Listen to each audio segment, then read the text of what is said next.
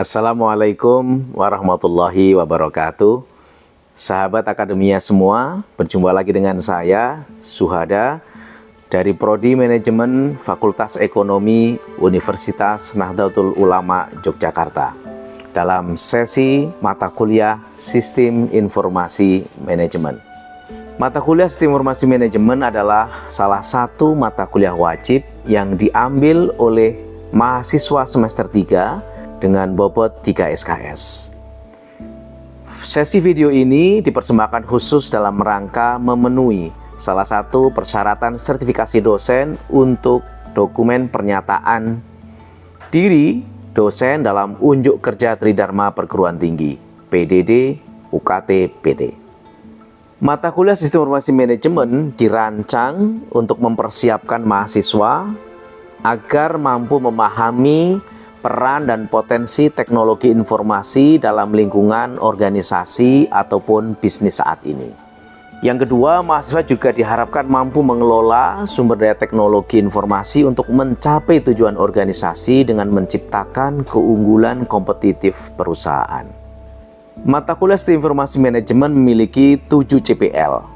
Ada 3 CPL diantaranya, yaitu mampu menerapkan pemikiran logis, kritis, sistematis, dan inovatif dalam konteks pengembangan atau implementasi ilmu pengetahuan dan atau teknologi sesuai dengan bidang keahlian.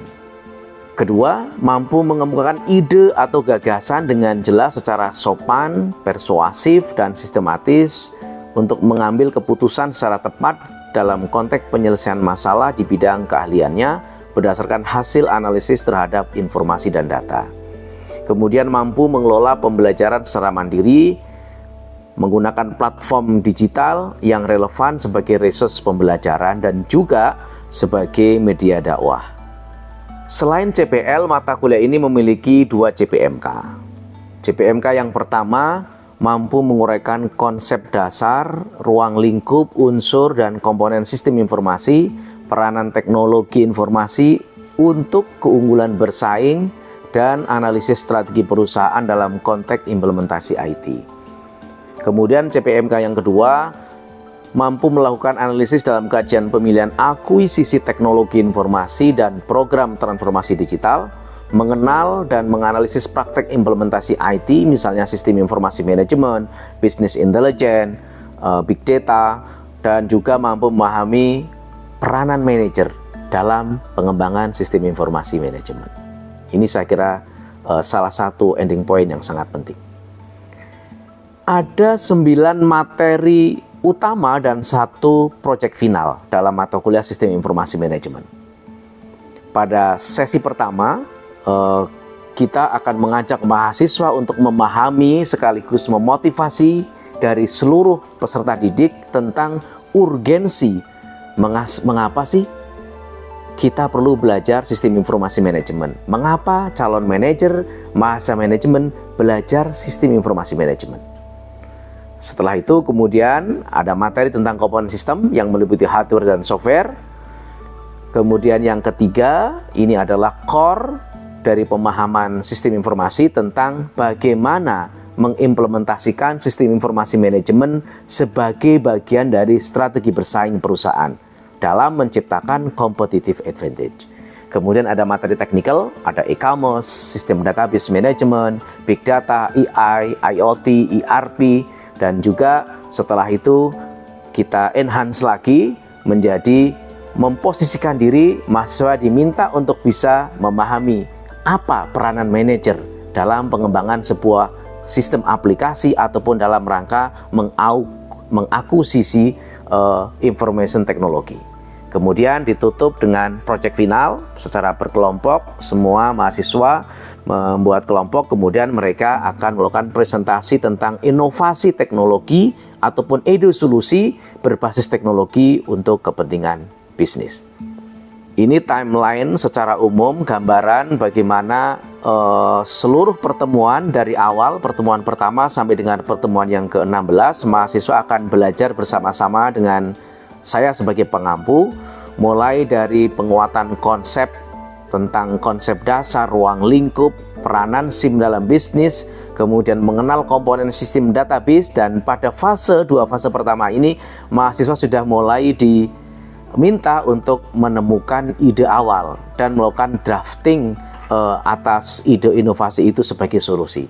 Kemudian pada fase ketiga mahasiswa akan belajar tentang analisis berbagai macam case study tentang implementasi IT dalam berbagai sektor bisnis. Kemudian dari sini mahasiswa juga akan semakin terinspirasi, semakin kuat inspirasinya dalam merancang proyek, ide, solusi ataupun bisnis berbasis teknologi. Sehingga pada saat sesi akhir, final project, mahasiswa melakukan revisi atas ide bisnisnya, kemudian merancang, menggambar bagaimana implementasinya, dan kemudian juga melengkapinya dengan satu studi kelayakan bisnis ataupun ide inovasi bisnis. Pembelajarannya dengan metode CASE method, project based, kita menggunakan LMS ya. Ada praktisi mengajar khususnya pada pertemuan yang sifatnya teknikal, misalnya dalam merancang sistem database.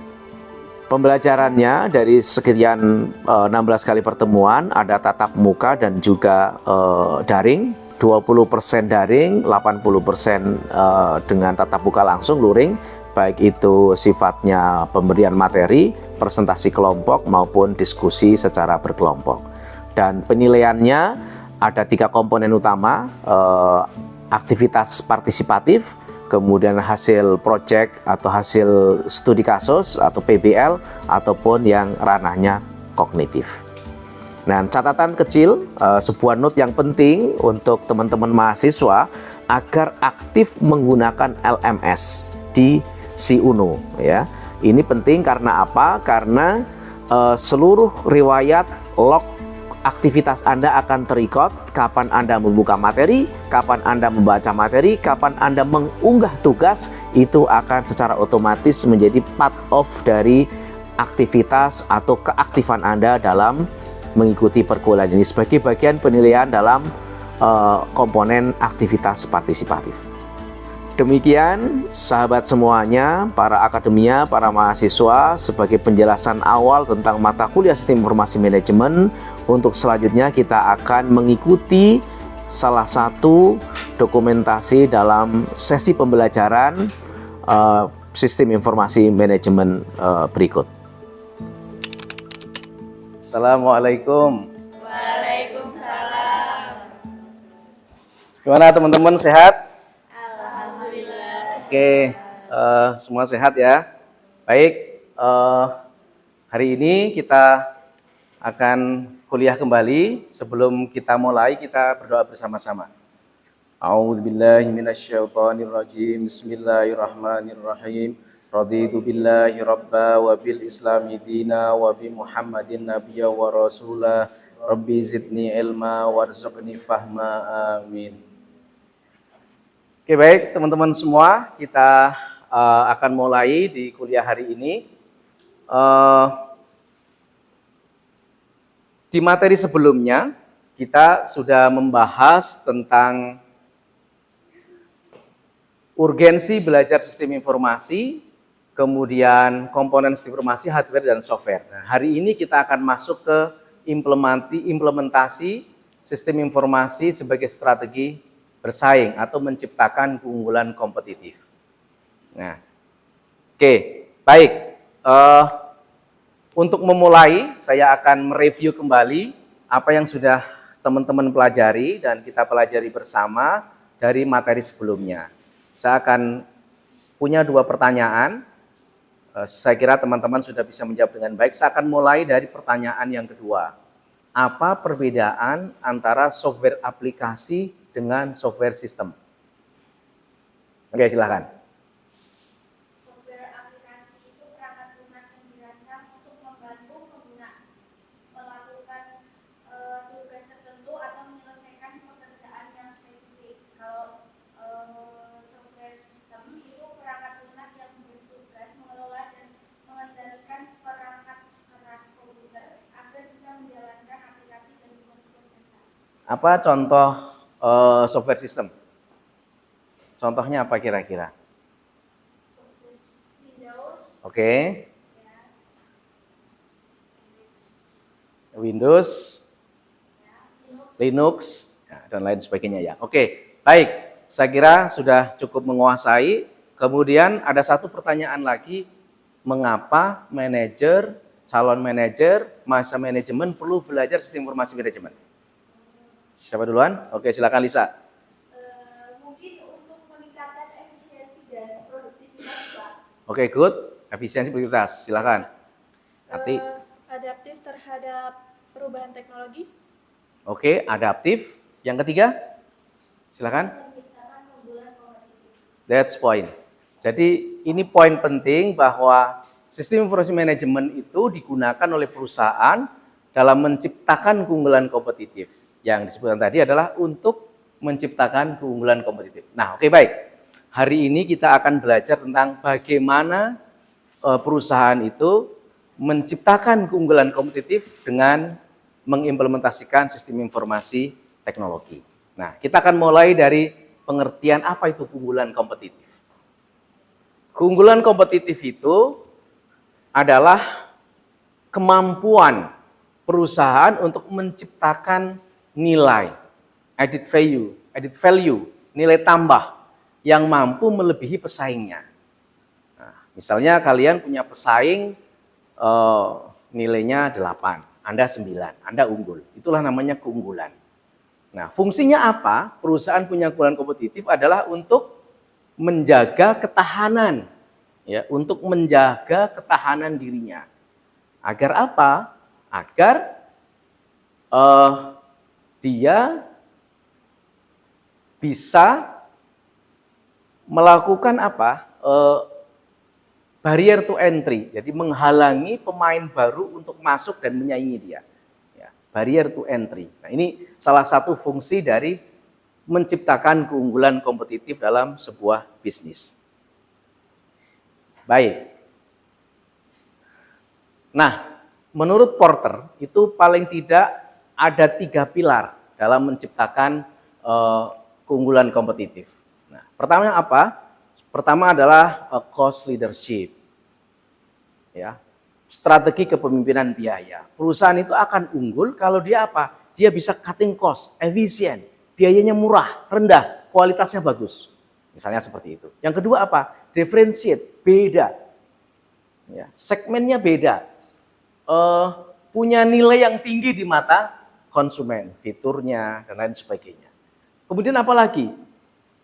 Fokus, mengoptimalkan dalam melayani segmen tertentu. Misalnya tadi, misalnya yang fokus, Anda mau bisnis, misalnya bisnis fashion, sudah banyak, jual seragam sudah banyak, jual kaos sudah banyak, jersey sudah oke juga banyak. Apalagi ya?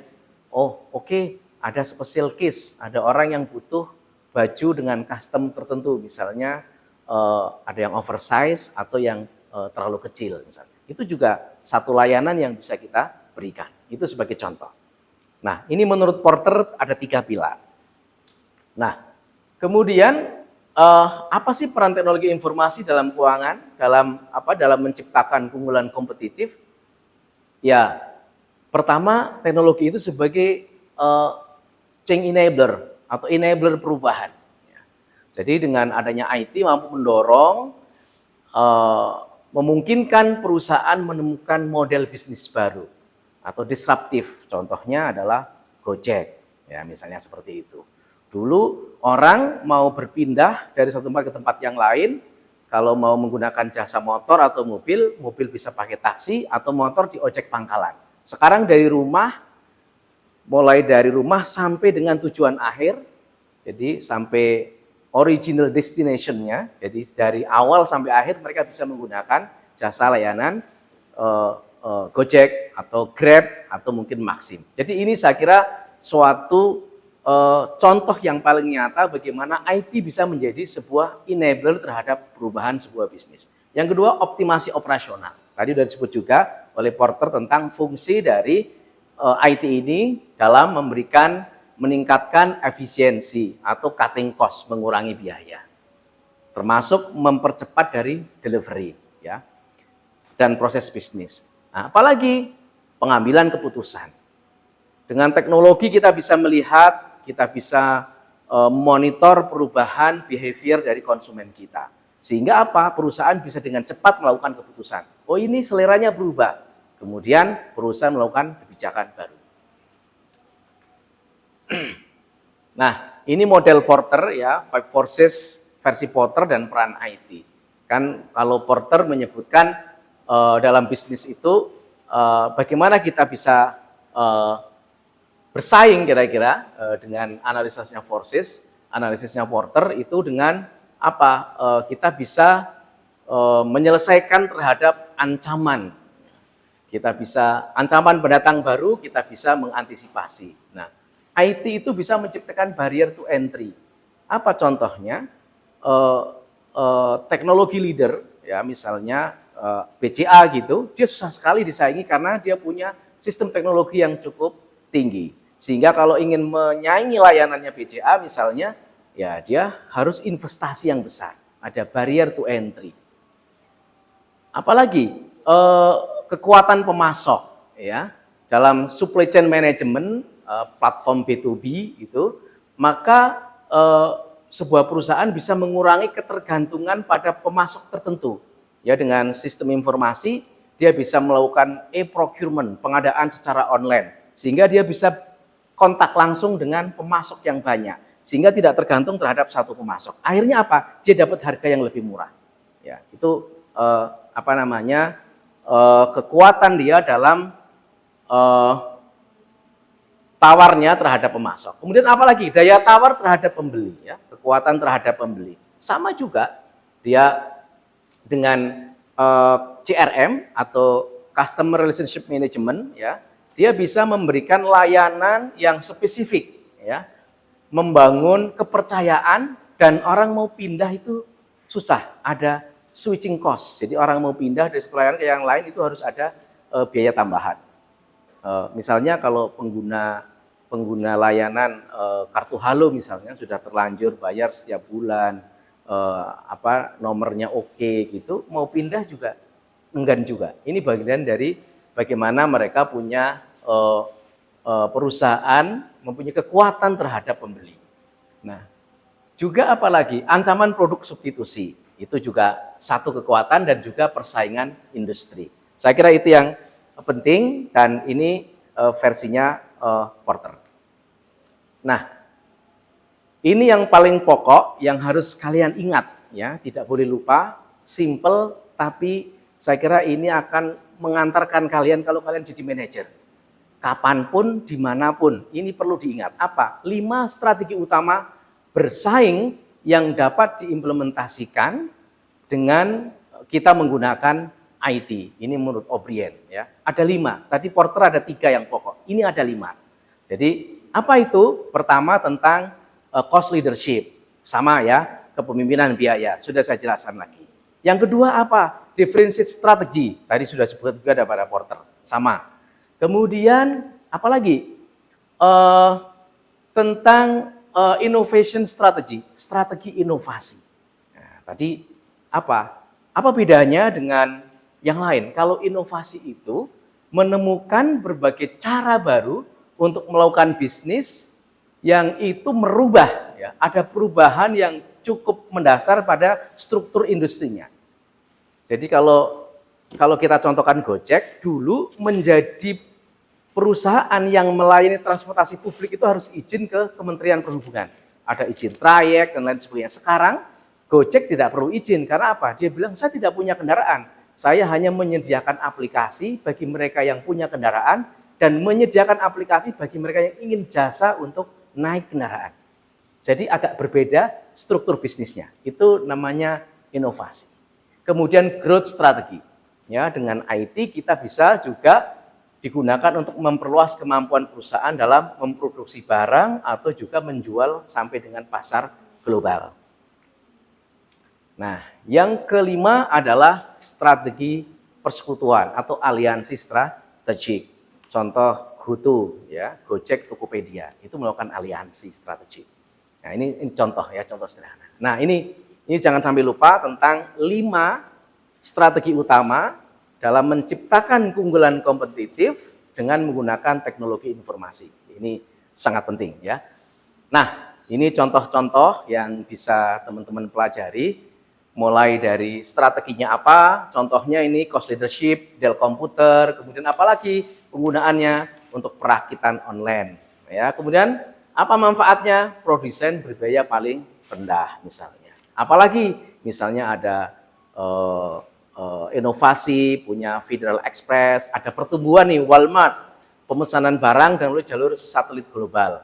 Nah, ini Walmart ini salah satu industri retail yang sangat besar sehingga dia bisa melakukan cutting cost dengan model sistem supply chain management, sehingga Walmart itu tidak harus mempunyai gudang. Dia bisa cutting biaya gudang, kemudian jumlah persediaannya sedikit, karena setiap barang yang berkurang, kemudian supply chain management itu tracking yang membawa kendaraan, dia akan muter terus. Hari ini outlet di, misalnya Walmart itu di Indonesia gitu ya, outlet di Meguwo itu tiba-tiba berkurang, misalnya sabunnya berkurang 20 pieces, sehingga tinggal 10. Sudah langsung terinformasi ke tracking yang keliling, sehingga langsung dia akan di-replace, dikirim. Jadi apa? Nggak perlu biaya gudang, nggak perlu persediaan modal kerja yang tinggi. Maka ini cutting cost. Ini contoh. Oke, baik. Teman-teman semua, kita akan coba, ini setelah semuanya sudah paham ya, kita akan coba latihan, simulasi. Ini ada, silakan bisa berbagi kelompok ya, 1, 2, 3, bisa 5 kelompok ya. Bisa 5 kelompok, saya kasih contoh nih. Nanti ini ada soal, pertama nama perusahaan, pilihan strategi bersaingnya apa, kemudian penggunaan strategi dengan pemanfaatan IT-nya seperti apa.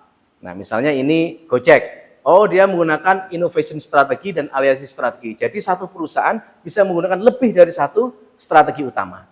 Nah, apa penggunaannya? Untuk mengelola ekosistem super app, otomatisasi, kemudian pembayaran digital pakai GoPay, kemudian big data untuk personalisasi layanan. Ini contohnya, nanti teman-teman bisa mengerjakan dan diskusi secara berkelompok. Silakan ya, bisa berkelompok, nanti setelah diskusi, kemudian masing-masing perwakilan kelompok bisa maju mengisi di papan tulis, nanti saya siapkan.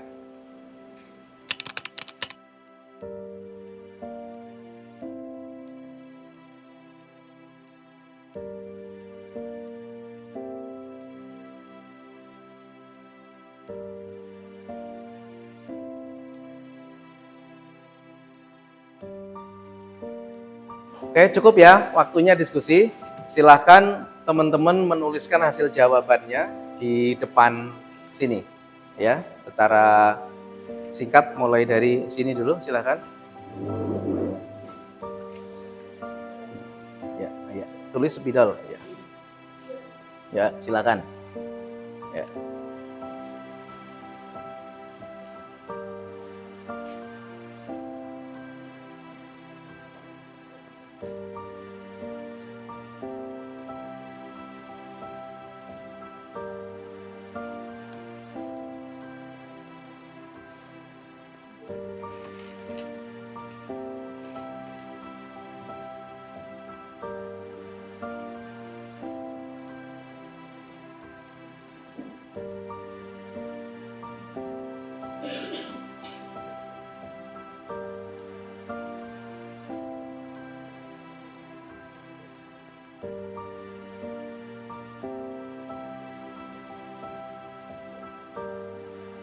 Oke, yang kelompok lain nanti saya unggah di SiUNU, saya kasih tempat, nanti jawabannya di-upload di SiUNU.